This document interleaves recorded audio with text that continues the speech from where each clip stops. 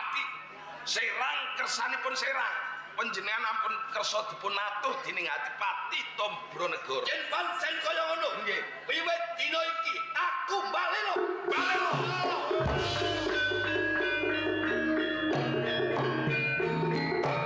ampun watos aku sing Prabu ya.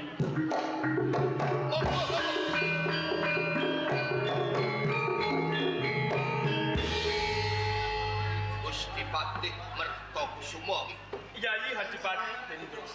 wah gumun kula Perkarane apa ya? sampun dangu kula niki mboten tambal wancana kalian panjenengan nanging sareng dika minggah wonten ing Kadipaten Serang mimbui regengipun Kadipaten Serang.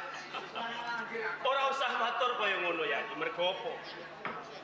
Lamun to sliramu tansah ngalembono kelawan aku. Nemung anane rasa jumo. Menungso urip iki padha. Boten Lamun slira lagi diadhep wirangane para nayaka praja. Suasana ana ing pendopo Agung Serang katon saya regeng. ngaten namung kemawon ndadosaken cingakipun kawula wonten ing Kadipaten Serang saksamunipun dikorawuh wonten ing Kadipaten Serang estripun wonten ing gantos menawa Sing gedhe pangapuramu yo ya. Emang dene tekaku ana ing Kadipaten Serang iki ora aweh pekabaran wis dhisik. Mbok menawa pancen sliramu kaget. Ewan dene munggahku sing lagi wae pisuanan agung ana ing Kadipaten Serang. Kenane pancen ana bab sing kudu tak andharke mligi kanggo Yayi Hadipati Hendros. wonten kawigantos Kenane mono aku kautus kelawan Kanjeng Hadipati Tombronegoro.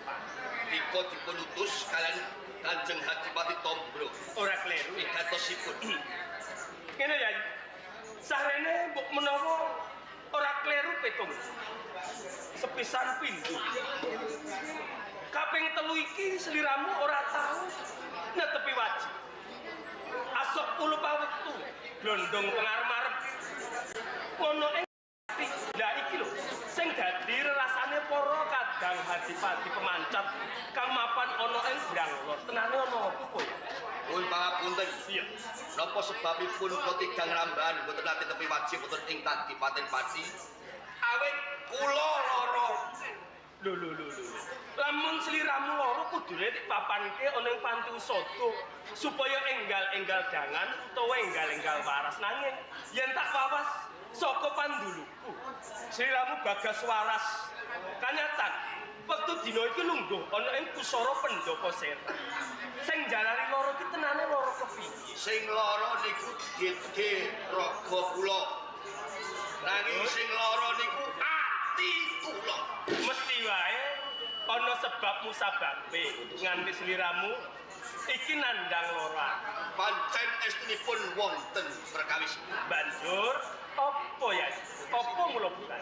Perkawisipun nalika wonten ing Raja Mataram wonten pilihan marak gani dados tuwa-tuwangganing para Hadipati wonten ing Brangler. Boten sanes namung Sliramu kula lan Lan Hadipati Tombronegoro sing kapiji dening Kanjeng Sultan Agung ora ana liya Tombronegoro. Nanging kanggo nambali atiku Kanjeng Sultan paring dawuh aku diparingi bumi kendeng. iya. Bareng kaya ngoten Tombronegoro itu ing sumber dipun ilekaken wonten ing laladan Pati Sakukuban. Niku mboten nyuwun lilah dumateng kula. Napa teges madonaken dumateng kula Tombronegoro.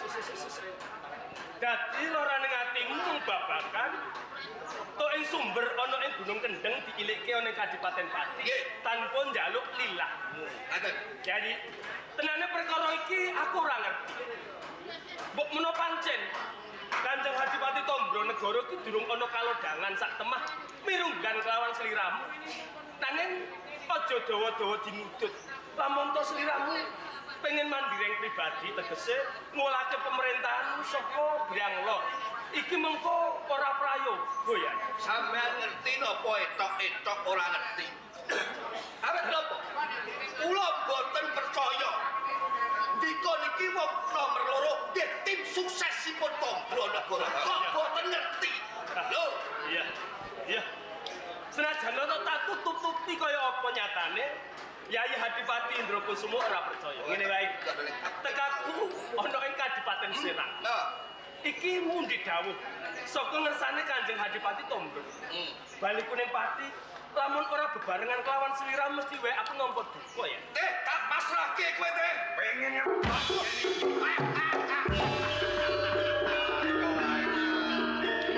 Wate kok iso melete gayane. Brek buntut bedhog. Leres Perkara cilik dadi gedhe. wiwian dados grojogan.